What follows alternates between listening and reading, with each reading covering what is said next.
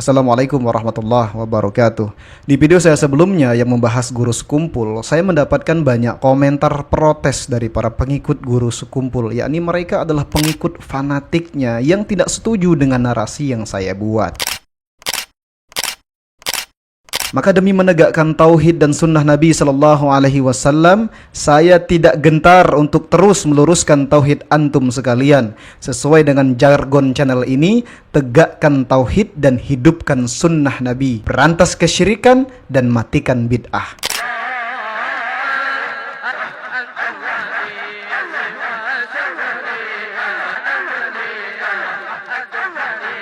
Zikir yang kalian lihat barusan itu adalah zikir sufi, dan zikir ini terus diwariskan turun-temurun dari guru kepada murid atau pengikutnya. Jadi zikir seperti ini termasuk bagian dari ideologi tarekat sufi, di mana mereka berkomitmen dengan zikir-zikir dan wirid-wirid yang telah diciptakan dan ditetapkan oleh para pemimpin mereka dengan berbagai macam keutamaannya. Namun sayang seribu sayang, ya, kebanyakan dari wirid-wirid itu ternyata karangan diri mereka sendiri, karangan guru mereka, karangan syekh mereka, dan bukan berasal dari baginda Nabi Sallallahu Alaihi Wasallam. Allah Azza wa Jalla berfirman di dalam Al-Quran, dan sebutlah nama Tuhanmu dalam hatimu dengan merendahkan diri dan rasa takut, dan dengan tidak mengeraskan suara di waktu pagi dan petang, dan janganlah kamu termasuk orang-orang yang lalai. Quran Surat Al-A'raf ayat 205. Nah, terkait ayat ini, Imam Asy-Syaukani rahimahullah menyatakan bahwa berzikir dengan suara lirih atau kecil lebih mendekati ikhlas daripada berzikir dengan suara yang keras atau lantang. Jadi berzikir itu lebih baik dipelankan suaranya, bukan dikeraskan, apalagi sambil manggut-manggut. Bukannya khusyuk, malah yang ada nanti pada kesurupan.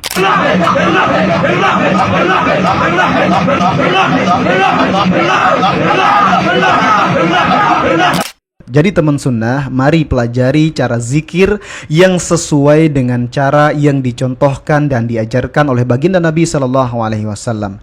Kalian bisa mempelajarinya di channel Yufid TV atau dengan membeli buku-buku sunnah, ada banyak di Shopee dan Tokopedia. Tentunya buku-buku yang dalilnya jelas. Nabi Sallallahu Alaihi Wasallam bersabda, barang siapa melakukan suatu amalan yang bukan berasal dari kami, maka amalan tersebut tertolak. Hadis riwayat Muslim. Kemudian Nabi Shallallahu Alaihi Wasallam juga bersabda, barang siapa yang diberi petunjuk oleh Allah, maka tidak ada yang bisa menyesatkannya, dan yang disesatkan oleh Allah tidak ada yang bisa memberi petunjuk kepadanya. Sesungguhnya sebenar-benar perkataan adalah kitabullah, dan sebaik-baik petunjuk adalah petunjuk Muhammad Sallallahu Alaihi Wasallam. Sejelek-jelek perkara adalah perkara agama yang diada-adakan. Setiap perkara agama yang diada-adakan itu adalah bid'ah. Setiap bid'ah adalah kesesatan, dan setiap kesesatan tempatnya di neraka. Hadis riwayat An-Nasa'i.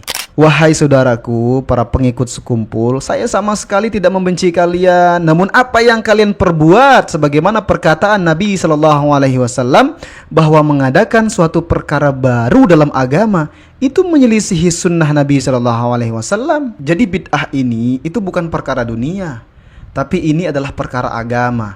Kalau urusan dunia, mau antum pakai HP ke, sepeda motor ke, pesawat ke, ini semua urusan dunia, bukan ritual ibadah. Nggak ada masalah. Jadi kata kuncinya, kalau urusan dunia, tanyakan larangannya. Selama tidak ada larangan, maka boleh. Namun kalau urusan ibadah, maka tanyakan perintahnya. Kalau perintahnya tidak ada dari Nabi Shallallahu Alaihi Wasallam, maka tinggalkan. Sebab itulah yang dimaksudkan oleh Nabi sebagai bid'ah. Ya, walaupun terkadang mungkin baik bagi kita, namun belum tentu baik bagi Allah. Allah hanya ingin disembah, diibadahi dengan tata cara yang diajarkan oleh baginda Nabi Sallallahu Alaihi Wasallam, bukan dengan cara yang diajarkan oleh Habib, bukan dengan cara yang diajarkan oleh Gus, dan bukan dengan cara yang diajarkan oleh Tuan Guru.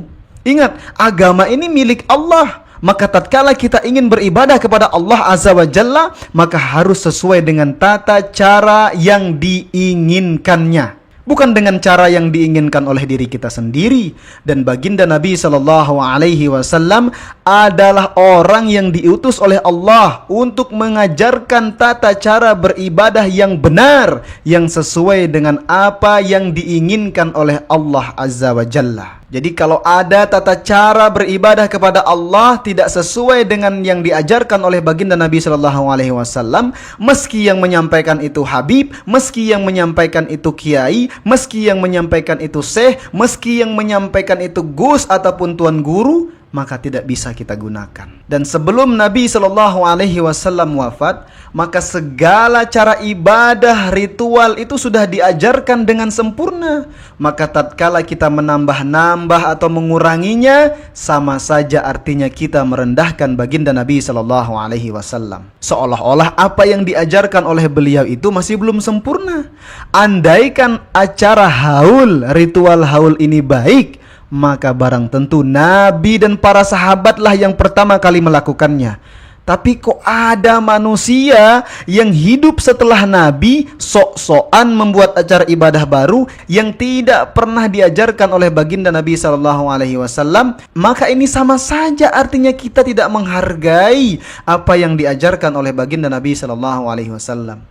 Wahai akhi, ini akhir zaman, akan banyak sekali aliran yang merasa benar, bahkan merendahkan sunnah Nabi Shallallahu Alaihi Wasallam. Sebagaimana apa yang dikatakan oleh Nabi Shallallahu Alaihi Wasallam di dalam hadisnya, sesungguhnya Bani Israel terpecah menjadi 72 golongan, sedangkan umatku terpecah menjadi 73 golongan, semuanya di neraka kecuali satu. Para sahabat bertanya, siapa golongan yang selamat itu wahai Rasulullah? Beliau bersabda, yaitu yang mengikuti pemahamanku dan pemahaman sahabatku. Hadis riwayat Tirmizi.